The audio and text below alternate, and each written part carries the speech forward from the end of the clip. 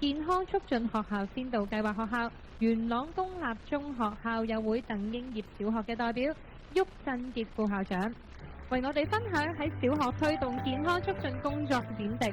有請郁副校長。處長、各位嘉賓、各位同工，大家好。咁首先喺度好高興啦，獲得衛生署邀請過嚟呢，就講翻我哋學校嘅經驗啦。咁我哋學校呢，健康學校呢個參加咗個計劃呢，差唔多20年。因為之前呢，我哋係參加過中文大學舉辦嘅健康學校。咁禮拜你係佛教走嘅都應該參觀過我哋學校噶啦。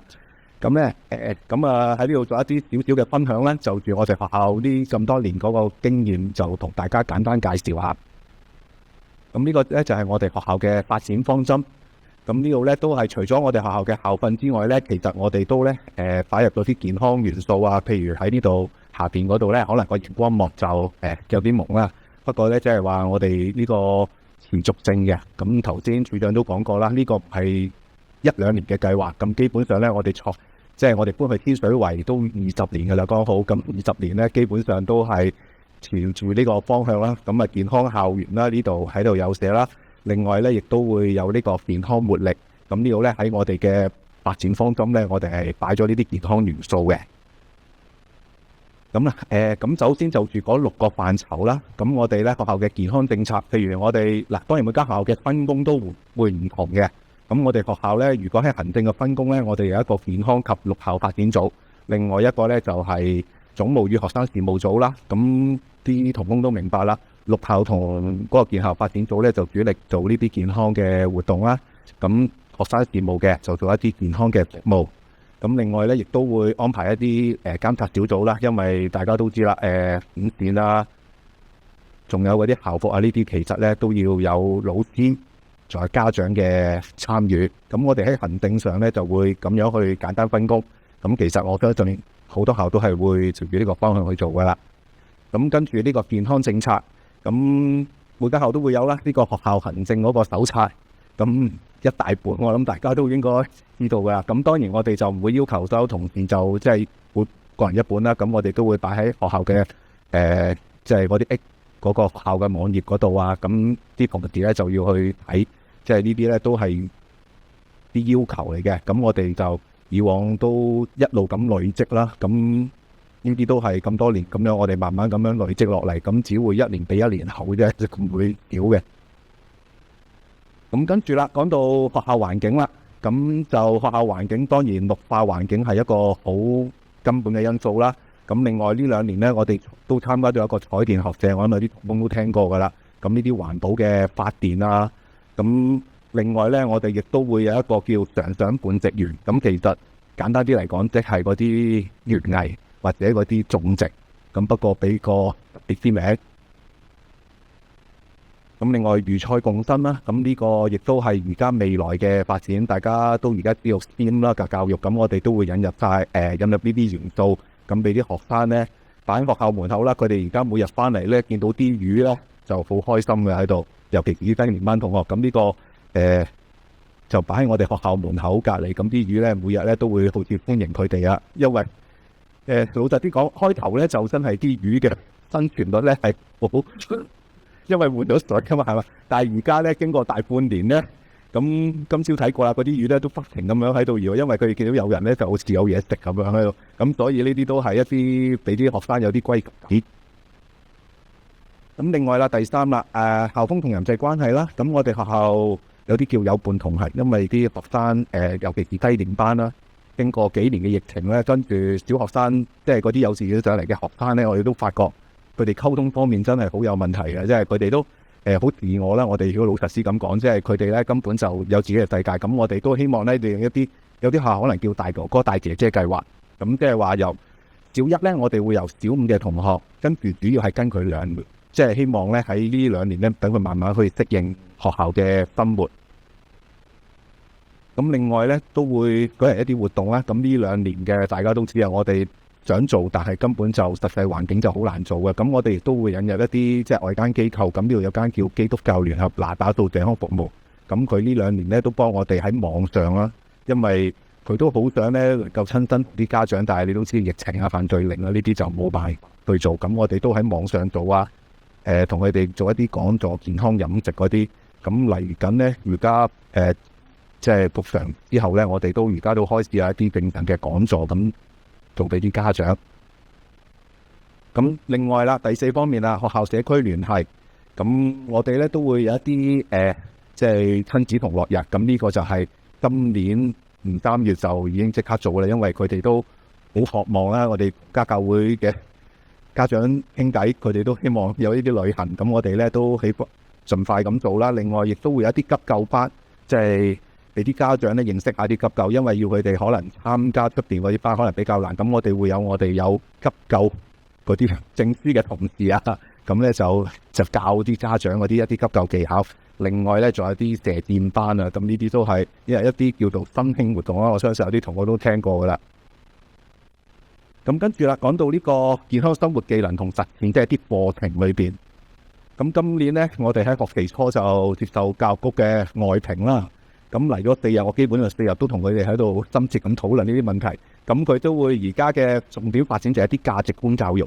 咁我呢度呢，就嘗試話引入翻佢哋嗰啲表啦。咁我啲同工我諗都應該見過啦。呢啲即係話佢話你哋嘅課程裏邊引入啲乜嘢德育元素啊？咁我哋如果從健康嘅角度，咁其實佢下邊呢有一個係健康嘅。咁呢度呢，即係嘗試咧叫啲同事，即係喺學期初，如果佢哋搞一啲課程呢，即係話盡量用呢個表。咁唔單止係配合翻個健康啦，咁另外亦都配合翻教育局。萬一啊外評呢，咁我哋起碼都有啲嘢俾佢哋睇。呢個真係好老實講，佢即係話就係同我哋講，你哋點樣推行價值觀教育啊？有啲咩證據啊？咁樣我哋當然唔係俾幾幅相佢睇啦。咁我哋俾啲計劃書，但係而家有呢啲表呢，你就可以即係話俗稱啲講就係一雞兩味咁樣，即係用多幾方面啦喺度，即係俾佢哋配合翻教育局嗰啲政策。咁呢個彩虹咁大家都睇到啦，其實最基本嘅咁最下邊就係一啲健康生活嘅方式。咁其實呢啲咧都係最基本好基本嘅嘢嚟嘅。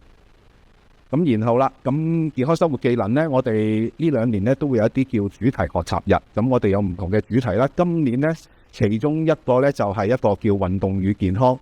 咁嗰2日咧，我哋就停晒全校嘅課程，就主要集中係舉嗰啲運動日。咁即係話俾啲學生咧，即係可以親身去活動。咁下邊咧有個短片俾大家睇嘅。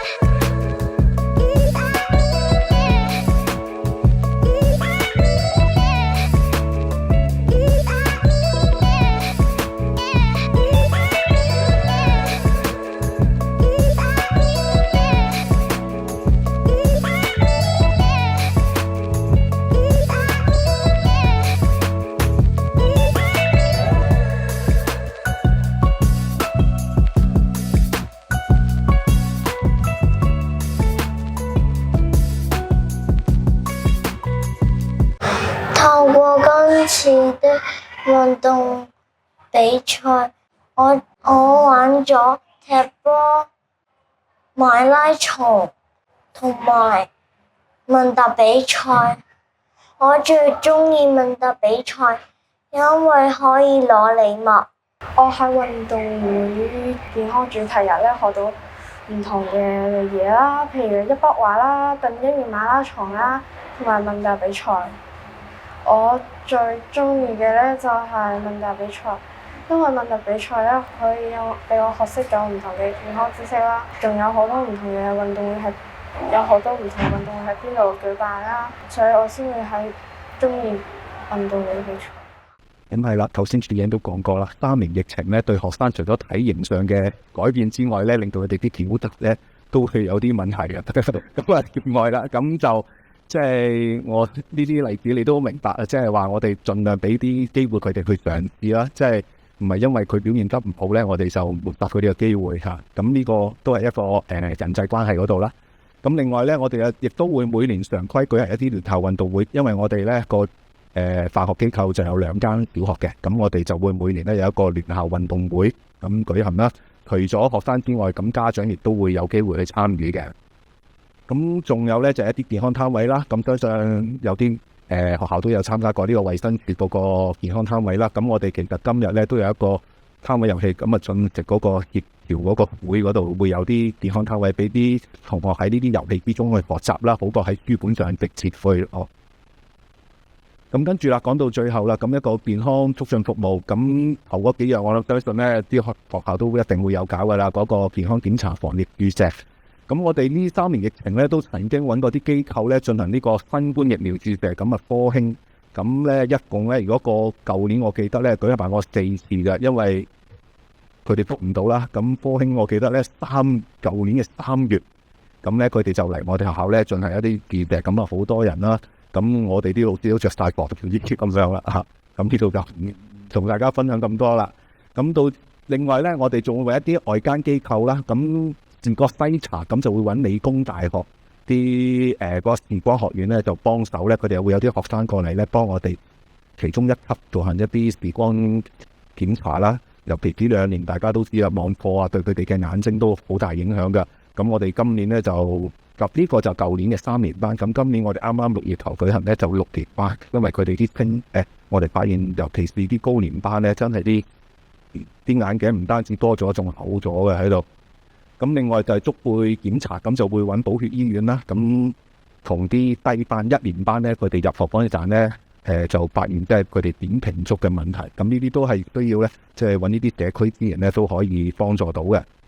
好啦，咁就我分享就到呢度為止，多謝大家。唔該晒，郁副校長嘅分享。